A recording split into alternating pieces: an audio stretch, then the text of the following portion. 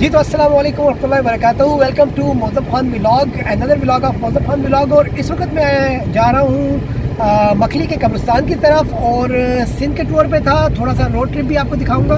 उसके अलावा विज़िट करना था हमने एक फार्म हाउस को, हमने कर लिया, वो भी आपसे इंशाल्लाह शेयर करने जा रहा हूँ जल्दी में। और इस वक्त हमारा ट्रिप है रोड टूवर्ड्स, हम जा रहे हैं मखली के कब्रिस्तान में। और आपको पता है ये कदीम तरीन कब्रिस्तानों में इसका शुमार होता है और तकरीबन 500 साल पुराना ये ग्रेवयार्ड है और दुनिया के 10 बड़े कब्रिस्तानों में इसका शुमार होता है। बाकी इसके बारे में बहुत सारी डिटेल्स हैं जो वीडियो के दौरान आपसे शेयर करूँगा। और चलिए शुरू करते हैं अपना आज का व्लॉग। आ जाइए मेरे साथ।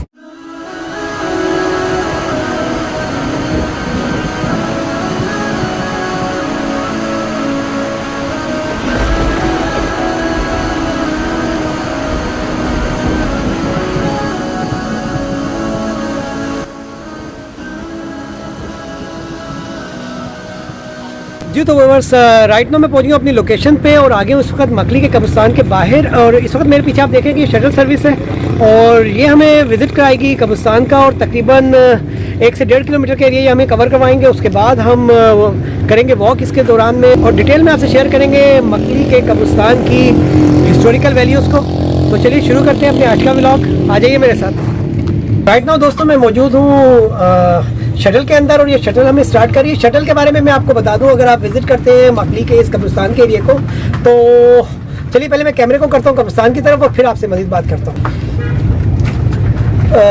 तो यहाँ मैं आपको दिखाता चलूँ कि शटल सर्विस है और इसके चार्जेस हैं। अगर आप पूरी गाड़ी को ओन करते हैं तो ये तकरीबन आपसे चार्ज करते हैं 1000 रुपीज़ और ये आपको पूरा व्यू करवाते हैं इस एरिया का। उसके अलावा अगर आप पैसेंजर्स की तरह इसमें ट्रैवल करते हैं तो ये आपसे चार्ज करते हैं 100 रुपीज़। तो अब आप बता सकते हैं मुझे क्या हिस्ट्री है इसकी और क्या? बिल्कुल बताऊंगा सर थोड़ा सा। ये कब्रिस्तान मेन गेट से लेके आखिर तक 4 किलोमीटर इसकी रेंज है। 912 एकड़ इसकी जमीन है। 5 लाख कब्र इसके अंदर मौजूद है। 5 लाख? 5 लाख एशिया का सबसे बड़ा कब्रिस्तान कहलाता है ये। ठीक है।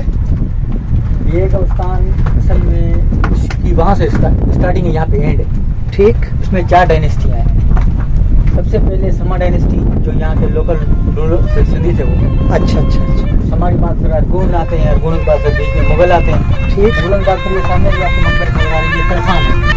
ये तकरीबन 450 साल पुराने मकबरे हमें दिखा रहे हैं तरखान। और समा डायनेस्टी के 700 साल पुराने मकबरे हैं। और समा डायनेस्टी के बता रहे हैं कि 700 साल पुराने मकबरे हैं। ठीक है, मैं रिपीट कर रहा हूँ इसलिए कि हो सकता है उनकी आवाज़ हल्की आ रही हो। तो इसमें बादशाहों के मकबरों को छोड़ के अंदर मज़ारात भी हैं, तो हर किरदार का इसमें बंदा मिलेगा। सूफी भी हैं, बुजुर्ग भी हैं, माशाल्लाह, अमीर भी हैं, गरीब भी हैं, बादशाह भी हैं, मदार भी हैं, हर किस्म का इसमें बंदा मौजूद है।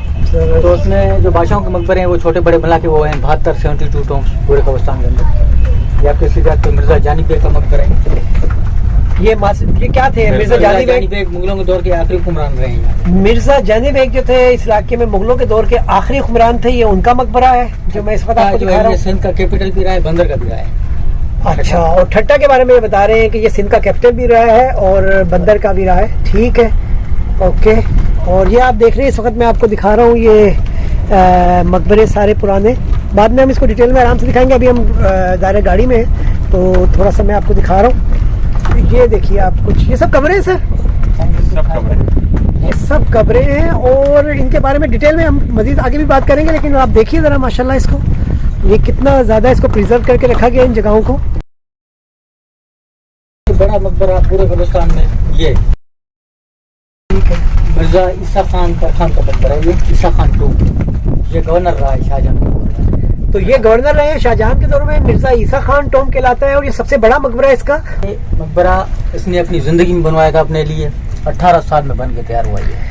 तो इस वक्त मैं आपको दीवान शुरफा खान का मकबरा दिखा रहा हूँ और ये उनके दौर के खजांची होते थे। देखने से थोड़ा सा आइडिया हो रहा था, लेकिन इन्होंने बताया कि कायद आज़म के जो मज़ार को जो डिज़ाइन किया गया है उसमें इसी जो है ना आर्किटेक्चर वैल्यूज़ को यूज़ किया गया है और इसी एंगल्स पे और इसी शेप में उसको बनाया गया। आप इस वक्त देखेंगे तो आपको भी अंदाज़ा हो जाएगा। तो ये मकबरा है दीवान शुरफा खान का मुग़ल दौर के। और ये मज़ीद कुछ कमरे आपको दिखा रहा हूँ।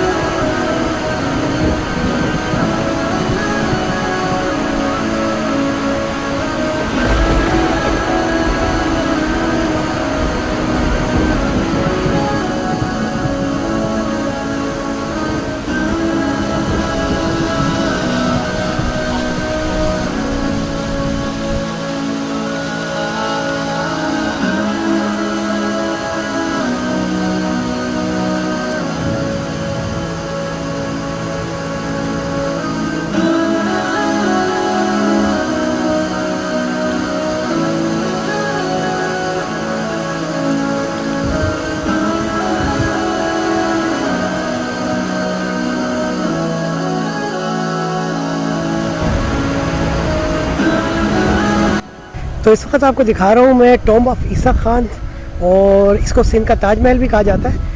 और इस वक्त देखें मैं मौजूद हूँ तरखान और मुग़ल ग्रेवयार्ड एरिया में, और क्योंकि बहुत बड़ा एरिया तो इस पर कोशिश करूँगा कि सेकंड व्लॉग भी आपको दूँ।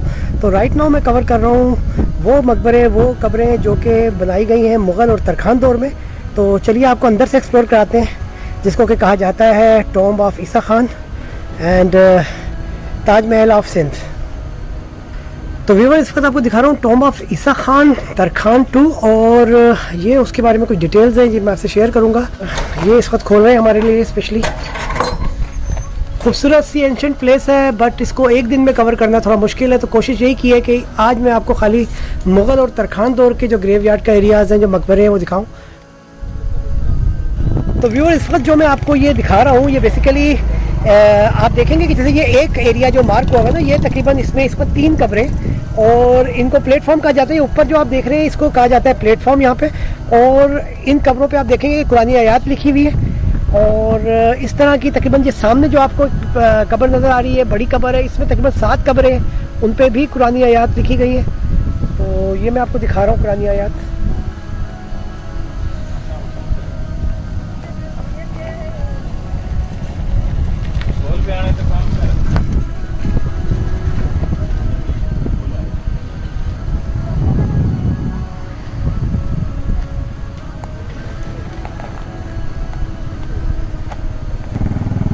ये कुछ खंडरात मौजूद हैं अमीर खानी मस्जिद के, ये मैं आपको दिखा रहा हूँ। उसके अलावा ये आप देख रहे हैं, ठीक है। और यहाँ कुछ बहुत ही ज़्यादा कदीम, क्योंकि 500 साल पुराना कब्रिस्तान है, तो कुछ बहुत ज़्यादा ही कदीम मसाजिद भी हैं, लेकिन जो मकबरे हाईलाइट हुए हैं, जो सामने हमें नज़र आ रहे हैं, वो मैं आपसे शेयर कर रहा हूँ। ये मज़ीद कुछ प्लेटफॉर्म आपको दिखा रहा हूँ। इस वक्त आप देख रहे हैं अमीर सुल्तान मुग़ल का मकबरा, और यहाँ से गुजरते हुए मज़ीद मैं आपको कुछ चीज़ें आगे दिखाऊंगा। जी तो दोस्तों, आपको जो ये पानी नज़र आ रहा है, दरअसल ये वो मकाम है कि जहाँ एक वक्त पे दरियाए सिंध गुजरा करता था, और छोटे बड़े मकबरों के दरमियान से होते हुए जब हम आगे की तरफ जाते हैं तो हमें दिखता है एक मज़ार शरीफ, और ये मज़ार है हज़रत अब्दुल्ला शाह सहाबी का। हज़रत अब्दुल्ला शाह को सहाबी का लक़ब क्यों दिया गया, उसके बारे में जब मैंने मालूमात हासिल की तो बताया गया कि आपको रोज़ाना की बुनियाद पर हमारे प्यारे आका मोहम्मद मुस्तफ़ा सल्लल्लाहु अलैहि वसल्लम की ज़ियारत नसीब हुआ करती थी, जिसकी वजह से आपको सहाबी का लक़ब दिया गया। तो इसी जगह से अपने इस पहले एपिसोड को मैं करता हूँ इख्तिताम।